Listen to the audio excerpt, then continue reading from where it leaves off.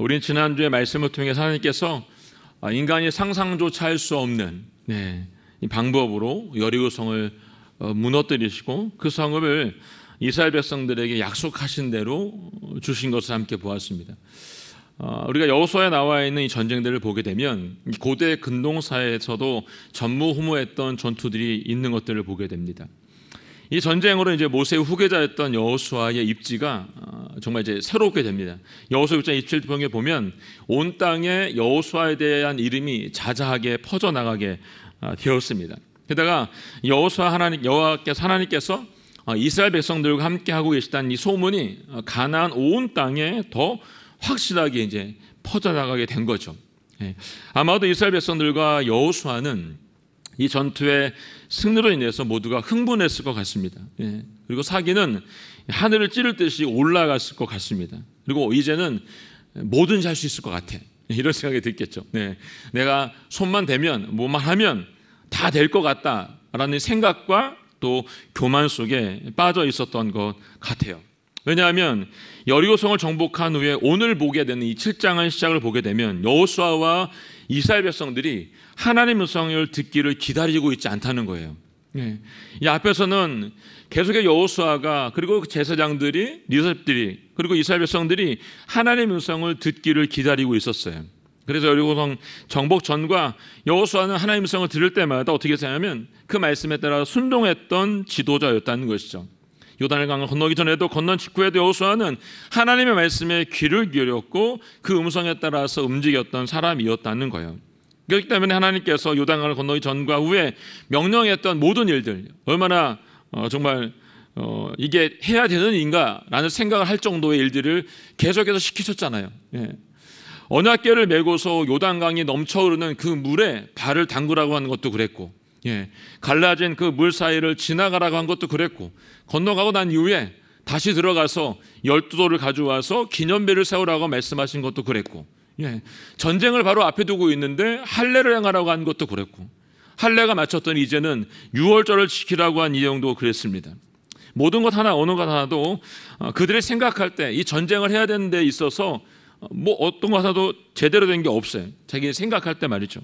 근데 그 순간순간마다 이스라엘 백성들이 했던 것은 소리내지 않았다는 거죠. 그리고 그 말씀에 순종을 했다는 거예요. 그리고 가나안 땅에 와서 여리고성 앞에 섰을 때 주님이 말씀하신 대로 매일매일 한 바퀴씩을 돌고 마지막 7째나 7바퀴를 돌고 한 것이 뭐예요, 여러분? 나팔을 불고 소리 지르는 게 다였어요. 전략으로 보고 세상적으로 보게 되면 도대체 될 수 없는 일인데 그들이 순종함으로 인해서 승리를 맛볼 수가 있었다는 거죠. 세상의 이치로도 전쟁의 전술을 보면 어느 것 하나 될 수 있는 것은 없었던 전쟁이지만 이 말씀을 여호와 하나님께서 하셨기 때문에 누가 했다고요? 여호와 하나님께서 하셨기 때문에 이해가 되지 않고 조금은 황당해 보였어도 여호수아와 이스라엘 백성들은 그 말씀에 귀를 기울이고 순종하며 나아갔다는 거예요. 누가 말했기 때문에? 여호와 하나님께서 말씀했기 때문에. 그리고 마침내 이 첫 전투에서 정말로 힘 한 번 쓰지 않았어요. 그냥 돌고 소리만 질렀더니 이 성이 와르르 무너져서 승리를 맛보게 됐다는 거예요. 이렇게 승리에 되어서 자신들이 무엇이라도 한 것처럼 그리고 자신들이 무엇이라도 된 것처럼 착각을 하고 어떻게 했냐면 앞으로 계속 전진 나가죠. 그리고 아이성을 칩니다. 결과는 참담했죠. 뭐든지 하면 다 될 것 같다고 생각했고 승승장구하면 된다라고 생각했고 하나님이 주신다고 했으니까 이건 다 내 거야라고 생각했겠죠. 근데 아이성의 이 전쟁은 이들에게 어이없는 첫 패배가 됐다는 거예요. 이제 좋은 리더도 세워졌고 자신들에게도 이제 믿음이 어느 정도 자라났다고 생각해서 그때에 맞이했던 첫 패배였다는 거예요. 여리고성에서의 승리의 함성이 채 가시기도 전에 일어났던 패배의 아픔이었다는 거죠. 왜 이스라엘 백성들과 여호수아가 이 전쟁에 패배하게 되었을까요? 이유는 그들 안에 죄가 들어왔기 때문이에요. 죄가. 그들이 이 전쟁 이후에 하나님의 말씀에 귀를 기울이지 않았기 때문에 그들 안에 이제 뭔가 할 수 있다라고 하는 교만한 마음들이 그들에게 있었기 때문에 지금 이 패배를 맛보게 됐다는 거죠. 이런 그들의 태도에 대해서 여호수아 7장 2절로 3절 말씀을 보면 이렇게 써 있습니다. 함께 볼까요? 어떻게 했는지 시작. 그때 여호수아가 여리고의 베델 동쪽 베다웬 근처에 아이로 사람들을 보내며 말했습니다. 올라가 저 땅을 몰래 살피고 오라. 그래서 사람들이 올라가 아이를 몰래 살펴보았습니다. 그들이 여호수아에게 들어와서 그에게 보고했습니다. 모든 백성들이 다 올라갈 것이 없이 2천 3천 명만 올라가 아이를 치게 하십시오. 모든 사람을 그리로 보내지 마십시오. 그들의 수가 적기 때문입니다. 아멘. 네. 여리고 전쟁에 승리한 이스라엘은 여리고 전쟁 전과 같이 하나님 말씀을 듣기 위해서 오늘 보니까 기다리는 구석이 없어요. 예. 그 말씀을 기다려야 되는데 그들이 이 전쟁에 승리한 후에 보인 반응은 어떻게 했냐? 바로 다음 전쟁을 위해서 정탐꾼을 보냈다는 거예요. 이 앞에서는 사건이 하나 있을 때마다 바로바로 주님의 음성이 들렸어요. 그리고 그 말씀이 이거 해도 되는가라는 생각이 들 정도의 말씀이었음에도 불구하고 그 말씀을 따랐다는 거죠. 근데 여리고의 승리를 이후에는 하나님 말씀이 들려지지 않고 있는데 그들이 뭘 했냐면 먼저 행동을 했다는 거예요. 어떻게? 다음 전쟁을 위해서 정탐꾼을 보냈다는 거예요. 이걸 누가 지시했습니까? 보니까 오늘 여호수아가 이 말을 하고 있어요. 네. 앞에서 여리고를 정탐원을 보낼 때도 그리고 이 아이성의 정탐을 보낼 때 보니까 상황이 좀 달라요. 네. 아이성과 여리고성의 정탐을 보낼 때 보면 여호와 하나님께서 그 안에 들어있느냐 들어있지 않느냐가 굉장히 중요하다는 걸 볼 수 있습니다. 그리고 정탐을 많이 왔던 사람들의 태도도 중요해요, 여러분. 네. 이전에 갔던 사람들과 지금의 사람들과는 달라요. 네.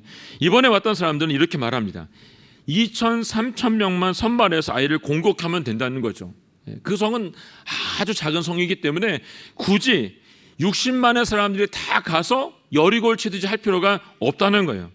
적은 숫자만 뽑으면 된다는 거예요. 이유가 이래요, 여러분. 그들의 수가 적기 때문에 다 갈 필요가 없다라고 말하고 있는 거죠. 여러분, 우리가 성경에서 알 수 있는 하나님의 전쟁은 뭡니까? 하나님은 군사의 숫자와 말과 병거의 숫자와 지금 무슨 무기를 가지고 있느냐의 이 전쟁의 승리가 달려있지 않다는 걸 우리에게 말해주고 있어요.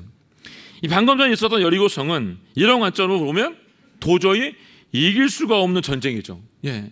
우리가 지난 시간에 나눈 것처럼 여리고성은 두 교의 성벽을 높이 쌓았다고 했습니다. 예. 그리고 도저히 무너뜨릴 수 없는 난공불락의 성이라고 얘기했어요. 그리고 이스라엘 백성들이 가지고 있던 무기는 정말 형편없었습니다, 여러분. 그런데도 그들은 여리고성을 함량할 수가 있었다는 거예요. 이유는 다른 데 있잖아요. 하나님께서 이 전쟁을 직접 주도해 주었기 때문에 그들이 승리할 수 있었던 거예요, 여러분. 지금 아이성을 보고 있는 여호수아와 이스라엘의 이 백성들은 뭘 보고 있어요? 숫자를 보고 있는 거예요. 숫자를. 그래서 하나님께 여쭤보지도 않고 그냥 2,000명, 3,000명만 가면 우리가 승리할 수 있으니까 한번 선발해 봅시다고 말하고 3,000명을 선발해서 아이성을 공격하죠. 결과는 여러분, 선발되었던 3,000명이 성문 안에 들어가 보지도 못하고 도망을 쳤어요. 그리고 36명이 죽습니다. 그리고 그 위에 말씀 보게 되면 백성들의 마음이 녹아내려서 물같이 되었다라고 말하죠. 이 말이 어디서 썼어요, 여러분? 이 앞전에 요단강을 건너기 전과 요단강을 건너고 난 이후에 가나안 땅에 있던 사람들에게 썼던 표현이에요. 예, 간담이 녹아 내렸다라고 말했던 표현. 지금 이 전쟁에서 등을 돌리고 도망 나온 이 백성들의 마음이 어떠냐면 마음이 녹아내려서 물같이 되었다라고 지금 말하고 있는 거죠. 이 패배의 원인이 정탐꾼들이 잘못된 보고를 한 것처럼 볼 수도 있어요. 사실은 1차전 책임이 누구에게 있냐면 여호수아에게 있는 거죠. 여호수아는 이 첫 전쟁의 승리에 도취되어서 그리고 6장에 나와 있던 말씀처럼 자기의 명성에 이게 온 땅에 퍼지게 되자 사람들로부터 칭찬을 받게 되자 잠시 동안 교만해져서 자신이 지금 누구에게 속한 자인가를 잊어버린 거예요. 이게 굉장히 중요합니다. 내가 지금 누구에게 속한지를 잃어버리는 것. 방금 전까지 여리고성 전쟁의 전까지는 그가 누구에 속한 자인지를 분명하게 알고 있었던 사람이에요. 근데 아이성을 바라보고 아이성을 치는 그 순간까지도 그가 이걸 잃어버리고 있었다는 거죠. 윌리엄 마클레이가 이렇게 말합니다. 교만이란 밭에서 모든 죄의 잡초가 자란다라고 말했어요. 교만은 밭에서 모든 죄의 잡초가 자라는 것처럼 자라나는 거래요. 잠언 16장 18절에 보니까 이렇게 써있죠. 교만에는 멸망이 따르고 거만에는 몰락이 따른다라고 분명히 말씀해 주었습니다. 우리가 승리했을 때, 성공했을 때 넘어질 것을 조심해야 되죠. 선조를 생각하는 자는 넘어질까 조심하라고 말했습니다. 하나님께 이것을 가장 싫어하시기 때문이에요. 우리가 승리를 하고 성공을 하면 그동안 우리가 했던 기도를 어떻게 하죠, 여러분? 잊어버리는 경우가 많습니다. 그리고 이 모든 일을 승리케 하신 하나님을 잊어버리는 경우가 많죠. 결혼하고 취직을 하고 학교에 입학을 하면 자신이 결혼하기 전에 기도했던, 그리고 취직하기 전에 기도했던, 학교에 입학하기 전에 드렸던 그 기도를 어떻게 합니까? 다 잊어버린다는 거예요, 여러분.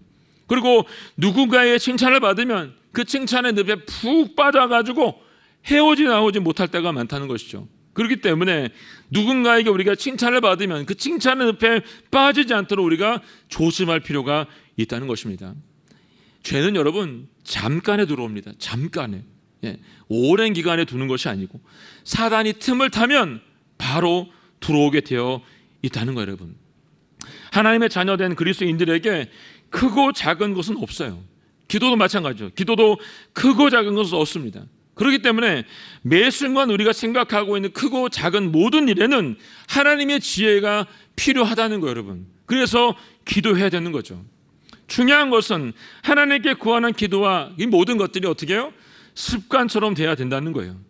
성경 속에서 하나님께 사용하셨던 사람들의 공통점은 그들이 일상 속에서, 그들의 평범함 속에서 작은 것까지도 하나님께 기도를 드렸던 사람인 것을 보게 된다는 겁니다. 우리가 알고 있는 다윗, 그는 왕이 되기 전에도 여러분 목동의 자리에서 하나님과 늘 교제했던 사람이었습니다. 다니엘은 총리가 되기 전에 포로로 끌려갔던 노예 신분에서도 하나님께 시간을 정하고 하나님 앞에 엎드려 기도했던 사람이었다는 것이죠. 내가 할 수 없는 큰 일에만 하나님께 엎드리지 마시고 여러분, 내가 할 수 있다라고 생각하는 그 작은 일에도 하나님께 지혜를 구하는 은혜가 우리 모두 가운데 있기를 원합니다. 평범해 보이는 작은 일에도 엎드릴 수 있기를 원합니다. 그것이 바로 모든 그리스도인이 가져야 될 영적인 자세이고 참된 기도의 태도이기 때문에 그렇습니다. 요즘 보면 기도할 때 보면 밥 먹을 때만 기도하는 분들이 계시더라고 보니까요. 뭐 그것만 해도 감사한데 그 기도조차도 어떻게 하냐면 사람들이 앞에 있으면 이게 뭔가를 떨어뜨리는 것처럼 하면서 이제 감사합니다. 이렇게 하시는 분들도 계시더라고요. 여러분 정직하시기 바랍니다. 여러분들이 이렇게 한다고 여러분 모를까요? 앞에 있는 분이 아세요. 그럴 거면 아예 떳떳이 하세요. 그냥 하나님 아버지 감사합니다 하고 말이죠, 여러분.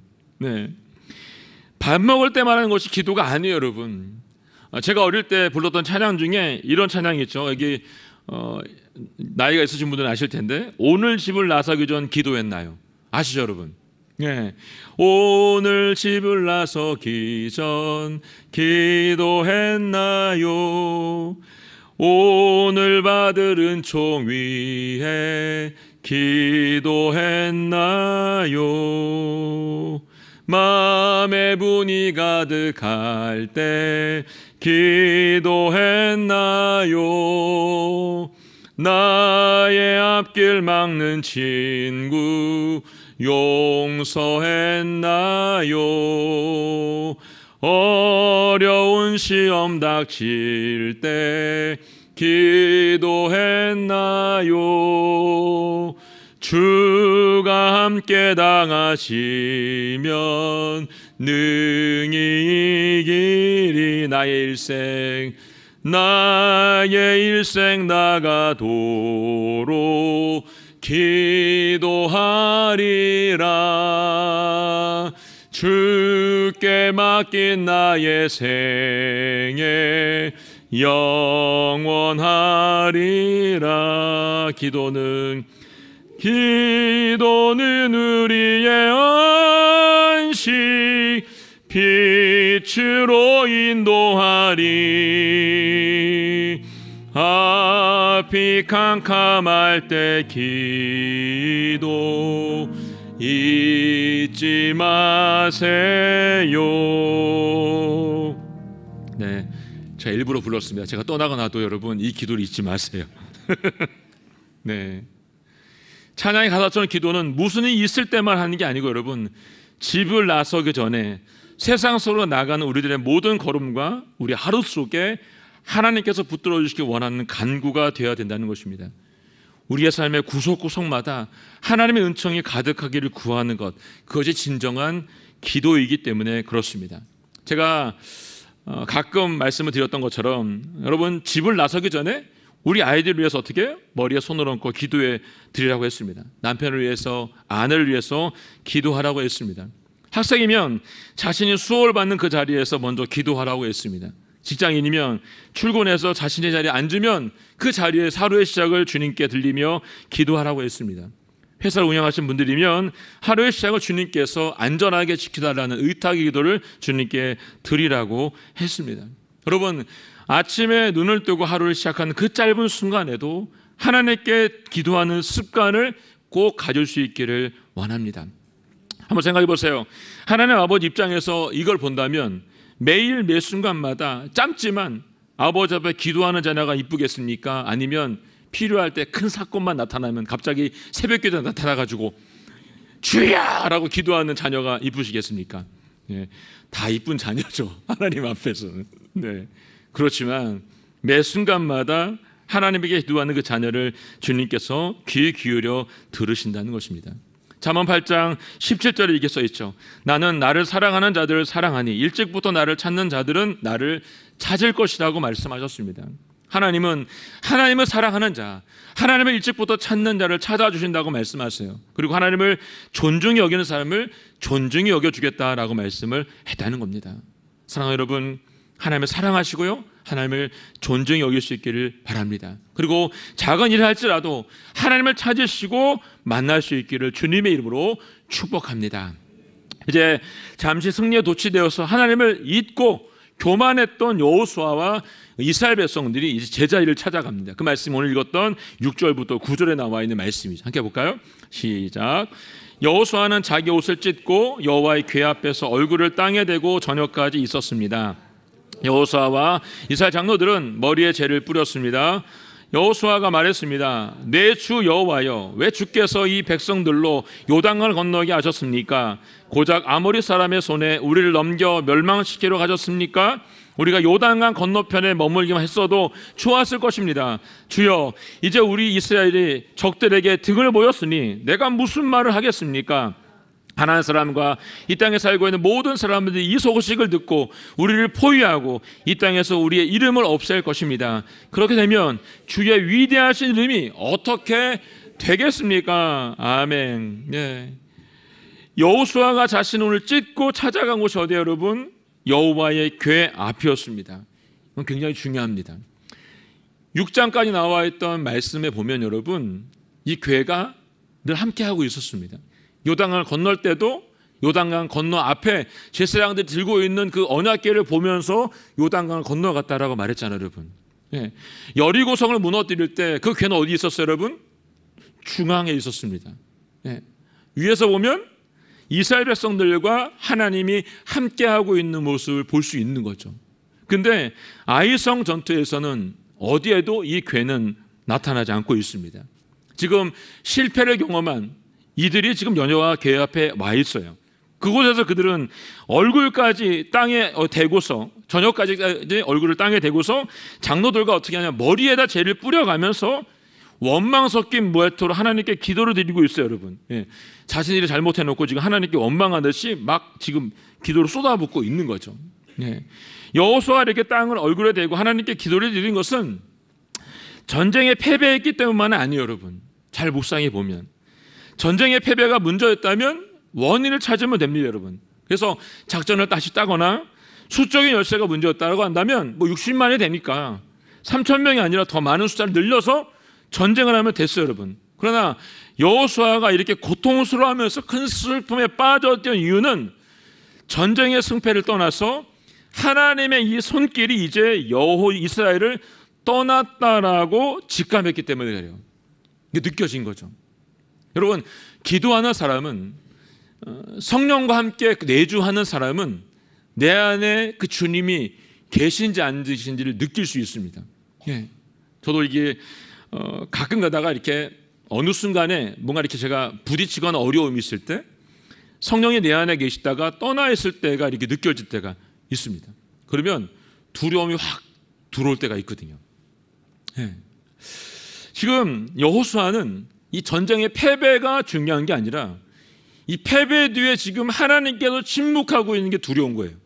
아, 하나님께서 지금 왜 아무 반응이 없으시지? 라는 것이 두려운 거예요. 이게 직감이 된 거예요. 그래서 하나님께서 모든 전쟁을 승리케 하셔서 약속하신 가나안 땅을 다 주겠다고 하셔서 우리가 지금 그냥 앞만 보고 막 전쟁을 한 건데 지금 아무 말씀이 없는 거예요.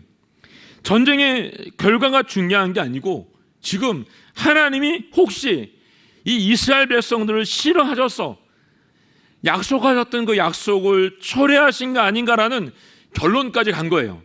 그러니까 지금 하나님 앞에 원망스럽게듯이 막 얘기를 하고 있는 거죠. 그리고 마지막 9절에 이렇게 말했잖아요.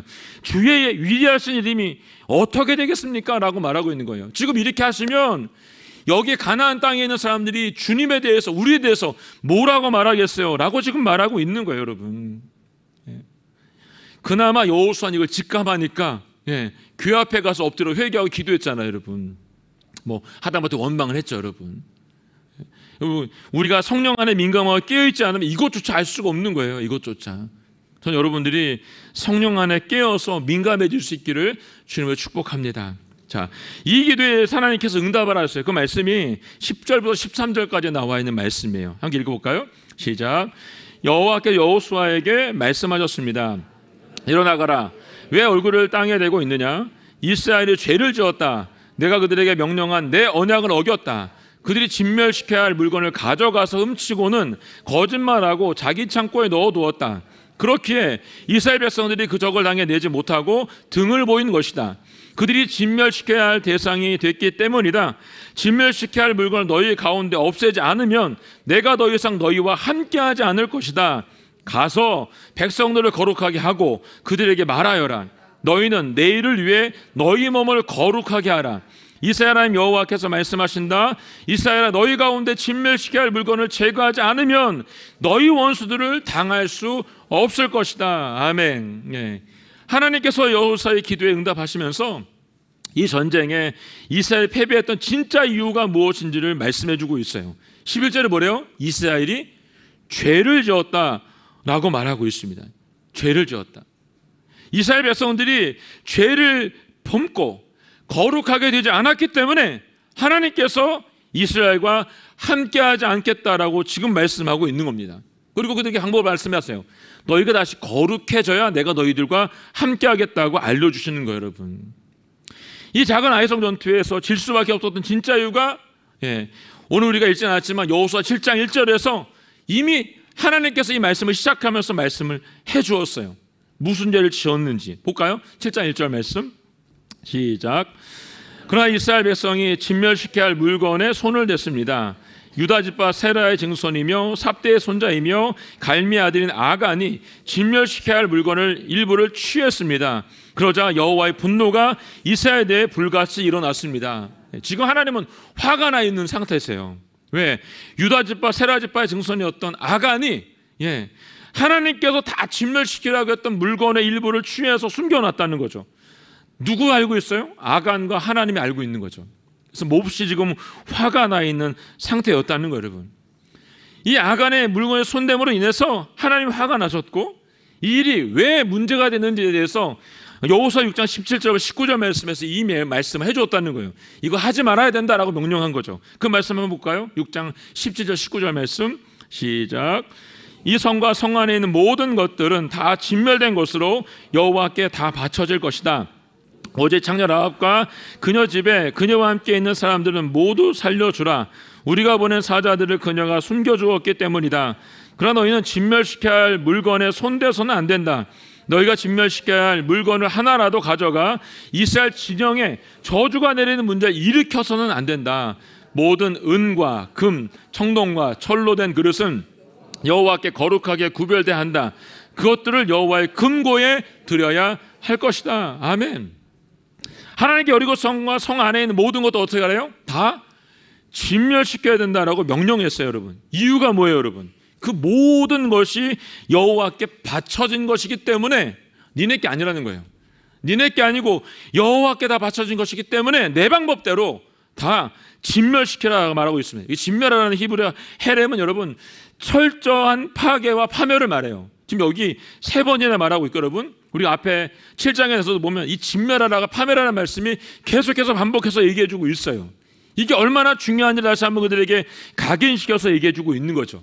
그렇기 때문에 여호수아가 바친 물건 손을 내는 파멸로부터 너희 자신을 어떻게 해요? 스스로 보호해야 된다라고 명령을 한 거예요. 되는 순간 죄를 짓는 거기 때문에 그 되지 않으로 말미암아 너희 스스로를 지켜야 된다라고 분명히 말씀해 주었다는 거예요. 여러분 이 성 안에 있는 모든 것들이 왜냐하면 거룩하게 구별됐기 때문에 그렇습니다.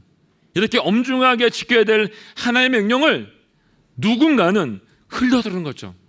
그냥 흘려들은 거예요. 그리고 그 죄악으로 인해서 이스라엘은 하나님께 버려질 위기에 지금 처해 있는 게 문제입니다. 자, 아간이 왜 여호와께 거룩하게 구별된 물건에 손을 대었을까 여러분? 20절과 21절 말씀에 있습니다. 함께 볼까요? 시작. 아간이 여호수아에게 대답했습니다. 내가 진실로 이스라엘 하나님 여호와께 죄를 지었습니다. 내가 이러이러하게 했습니다. 전리품 가운데 신할의 아름다운 외투와 은 200세겔과 50세겔 나가는 금덩이 하나를 보고 탐이 나가서 가졌습니다. 그것들은 내 장막 안 땅 속에 숨겨져 있고 은은 그 밑에 있습니다. 아멘. 여러분 요 2절인데 한번 이 그림을 그려서 상상을 해보세요. 여러분 여리고성에 들어가서 지금 아간이 한 집에 들어갔어요. 근데 그곳에 갔더니 신할의 아름다운 외투가 있어요. 그 외투가 어땠을까요 여러분? 입고 싶었겠죠 여러분. 가나안 땅에서 광야에서 40년 있는 동안에 있었던 옷과 이 옷은 비교가 되지 않는 옷이에요 여러분. 지금으로 말하면 명품이죠 여러분. 명품. 명품 옷이 그 앞에 걸려있는 순간 그 이 옷이 입고 싶은 거예요. 그리고 은 200세겔과 50세겔 금 한 덩어리 그걸 보고 지금 뭐래요? 탐이 났다라고 말하고 있습니다. 그 순간 아간의 눈에 신할의 외투는 반짝반짝반짝하고 빛이 났겠죠. 우리 그잖아요. 뭐 이렇게 쇼핑하러 갈 때 딱 보면 이렇게 딱 눈에 들어오는 게 있지 않습니까? 저렇게 옷을 사러 가면 저는 그냥 한 번에 딱 갑니다. 여러 번 안 갑니다. 지나가다가 딱 마음에 들면 저거 하고 입고 그냥 나옵니다. 쇼핑하는 거 저는 그렇게 합니다. 제 아내는 계속 다니다가 제가 너무 힘들면 저기 앉아 있으라 그러고 이제 저 혼자 앉아 있다가 그렇게 하는데 눈에 딱 꽂히는 게 있죠 여러분. 지금 아간이 딱 꼽힌 거예요. 반짝반짝 빛나는 그 아름다움에 도취된 거죠. 은과 금덩어리를 보면서 탐이 난 거예요. 어떤 마음이 들을까요? 뭐 이거 하나쯤이야 뭐 문제가 될 수 있겠어? 라는 생각을 했겠죠. 누가 넣었어요 그걸요? 사단이 작은 틈을 타서 죄를 집어넣은 거예요 여러분. 그리고 어떻게 합니까? 자신의 장막한 땅속에 오늘 숨겨두었다라고 말하고 있습니다. 이 순간 아간의 행동은 그의 생각처럼 단순한 게 아니었어요. 뭐 이거 하나쯤이야 라고 생각했던 그 행동은 하나님의 엄중한 명령을 어긴 것이 되었고 여러분 이스라엘 백성 모두에게 저주가 되는 행동이 되는 죄악이 되었다는 겁니다. 그게 죄였어요. 이거 하나쯤이야가 60만 명을 저주 가운데 빠뜨리는 죄가 됐다는 것입니다. 마치 창세기 3장 6절에 나와 있는 아담과 하와가 선악을 알게 하는 나무를 먹음으로 말미암아 온 인류가 지금 저주 가운데 빠져 있잖아요 여러분. 창세기 3장 6절 말씀에 이렇게 되어 있죠. 여자가 보니 그 나무의 열매가 먹기에 좋고 눈에 보기에도 좋으며 지혜롭게 할 만큼 탐스러워 보였습니다. 여자가 그 열매를 따서 먹었습니다. 그리고 자기와 함께 있는 남자에게도 주니 그도 먹었습니다. 이럴 때문에 지금 우리가 이렇게 열심히 살고 있잖아요 여러분. 그들이 뭐래요? 먹기에 좋고 보기에도 좋고 탐스러워 보였던 그 열매를 어떻게 해요? 따서 먹었다는 거예요. 하나님의 창세기 2장 17절에 분명히 말씀했어요. 동산에 있는 나무 중에 그 모든 것들 다 먹어도 되지만 선과 악을 알게 하는 나무 열매는 먹으면 안 된대요. 왜? 반드시 죽을 거기 때문에. 반드시 죽는데 여러분. 아간에게 범죄를 저지른 이 일도 여리고성에 있는 그 모든 어떻게 여러분? 절대로 너희를 구별해야 되기 때문에 손도 대지 말고 다 진멸하라고 말했던 이유는 너희가 저주를 받기 때문에 하면 안 된다라고 말을 했어요. 근데 한 거잖아요 여러분. 우리는 하나님을 사랑한다고 말하면서 사랑하는 그분의 말씀을 무시할 때가 있어요. 그게 죄예요 여러분. 그게 죄라고요. 입으로만 사랑하지 마시고 삶으로, 행동으로 살아갈 수 있기를 주님을 축복합니다. 사랑하는 여러분, 혹시 우리 삶 속에 하나님께서 말씀하신 것을 잃어버리고 내 멋대로 행동한 것들은 없는지 한번 생각해 보시기를 바랍니다.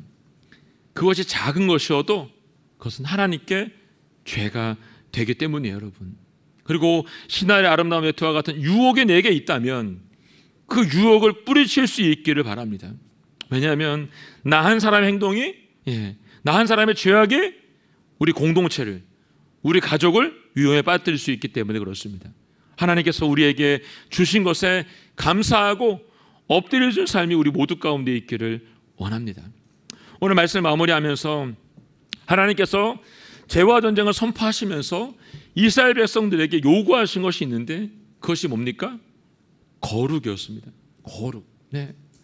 40년간 이스라엘 백성들이 광야에서 훈련받는 그 동안에도 하나님은 그들이 거룩하기를 원했습니다. 그리고 요단강을 건너고 난 이후에도 그들이 거룩하게 하기 위해서 할례를 행했고 유월절 제사를 지내겠다는 것입니다. 가나안 땅에 들어가셨던 그들이 하나님은 거룩한 백성이 되기를 원하셨다는 것입니다. 아간의 범죄로 아이성의 첩배배한 이스라엘에게 하나님께 요구하고 계신 것은 뭡니까?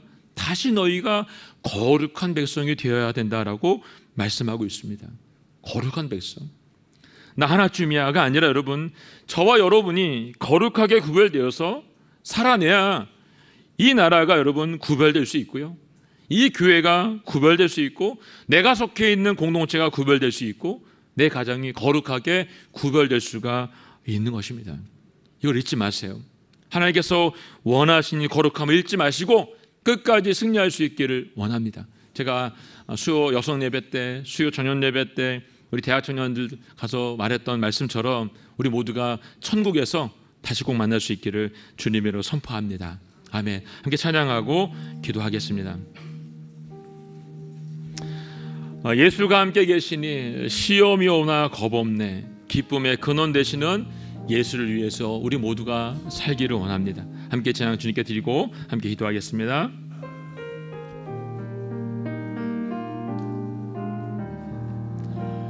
예수가 함께 계시니 시험이 오나 겁없네.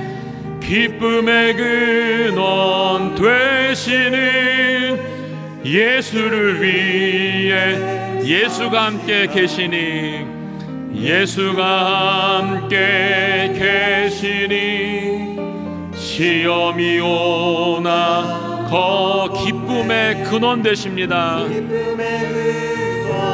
되시는 예수를 위해 날마다 주님만을, 날마다 주를 섬기며 언제나 주를 기리고 그 사랑 안에 살면서 딴 길로 가지 마. 이 세상 사는 동안에 주 이름 증거하면서 무한한 복락 주시는 예수를 위해 삽시다. 아멘. 날마다 주를 섬기며 언제나 주를 기리고 그 사랑 안에 살면서 딴 길로 가지. 이 세상 친구가 없어도, 이 세상 친구 없어도 예수는 나의 친구니 불의한 일을 버리고 예수를 위해 삽시다. 아멘.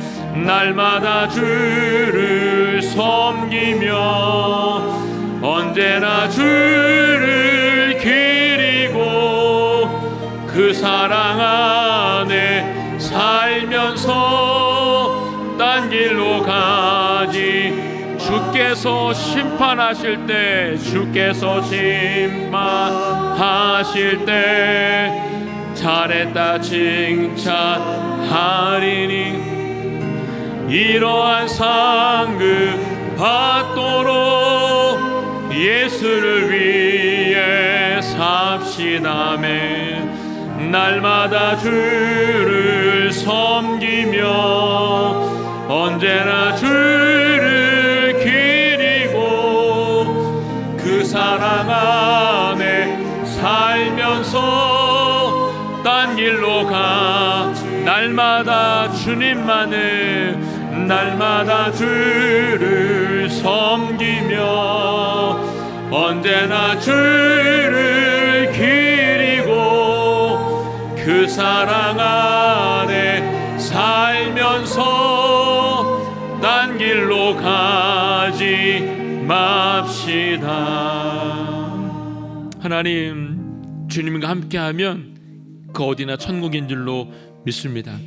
기쁨의 근원 대신 예수님과 함께 살기를 간절히 소원합니다.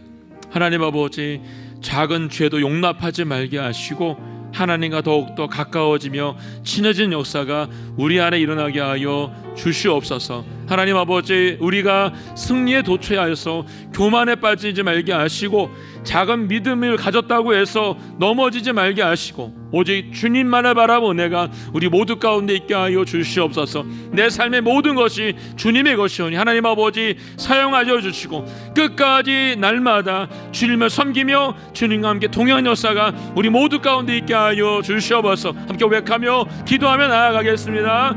하나님 감사합니다. 우리의 삶의 주인 되신 주님만을 바라봅니다.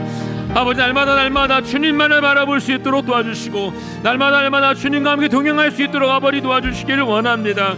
하나님 아버지, 어떤 순간이 온다 할지라도 아버지 승리에 도취하거나 교만에 빠지지 말게 하시옵고 오직 주님의 길로만 생명의 길로만 걸어갈 수 있도록 절 붙잡아 주시고 인도하여 주시기를 간절히 소원합니다. 우리 한 가지 소원이 따라간다면 주님과 함께 날마다 동행하며 주님 안에 사는 것입니다. 하나님 아버지, 우리를 그렇게 주님과 함께 살 수 있도록 도와주시고 동행할 수 있도록 도와주시고 주님 안에 거할 수 있도록 도와주시고 아버지 인도하여 주시옵소서.